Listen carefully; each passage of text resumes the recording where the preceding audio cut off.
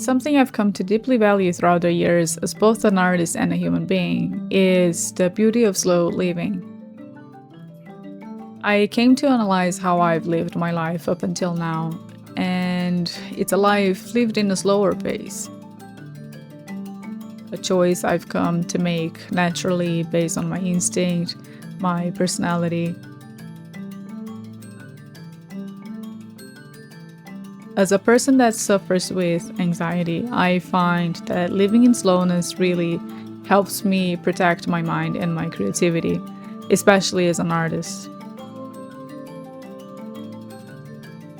It's a resistance from the rush, the noise of a world that often demands speed.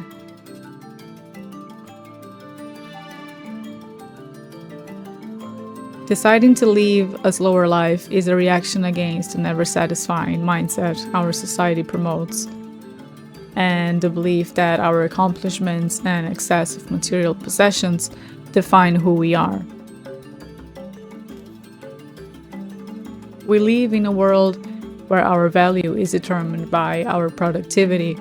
Hence, when we struggle with being productive, we feel guilty for not doing enough. But what is enough? I think it's very important to find a balance in life of both hard work and also rest. They are equally needed for the spirit, and as well as a way to not end up in either burnout or boredom.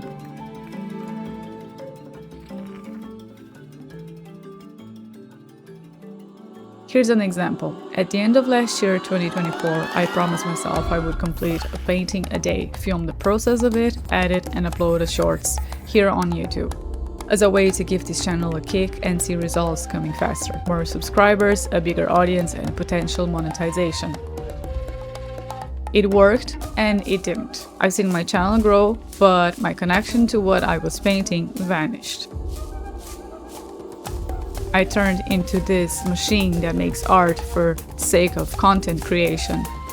And I made a painting about it once I was realizing the negative impact it had on me, where I am exactly caught in the process of painting and filming the future activity I'll find myself doing, editing, which ironically became the main focus of my practice.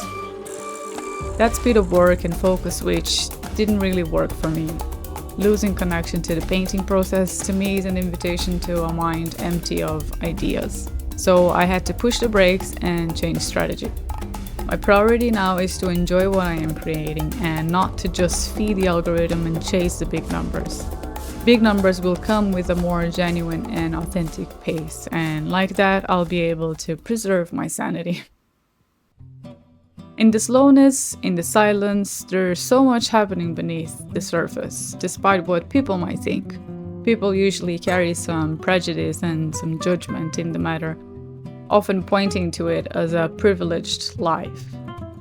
But another truth is also that each of us only has one life to live, and as we race to cross things off our to-do lists with the autopilot on and rushing from one duty to another and chasing perfectionism and completism, life just keeps slipping away. Slow living doesn't have to mean drastic change or sacrifice either, and it definitely comes with some cons as well, and this is why a balance is very much needed. In resting moments, I sometimes find myself overthinking.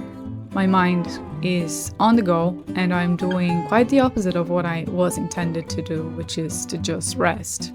Rest is not entirely a luxury, it's a necessity. Me being an artist, I found that it's in those still moments the vision of a painting starts to take shape. The mind needs space and quiet for a better organization of thoughts. And thoughts are nothing more than life being pre-planned. So essentially, there is no such thing as doing nothing and living slower. It is just a way to kind of remind ourselves to live more fully in the present and understand what really matters in our existence. The Watchers of Quiet comes from someone who feels overwhelmed by the fast pace of life. It's an invitation into searching for a softer rhythm, or the kind of time that doesn't necessarily ask for productivity, but simply presence. You can probably see the stillness in it, the resting creatures, the layered and flowing forms. There's movement, but still it's a soft movement. The two abstract figures find themselves within nature and in the company of a cat, all reinforcing a peaceful and almost sacred domestic calm. It is practically the definition of the Danish word hygge, the art of creating a cozy and contented mood evoked by comfort and conviviality. It is in a way a portrait of the way I like to live my life.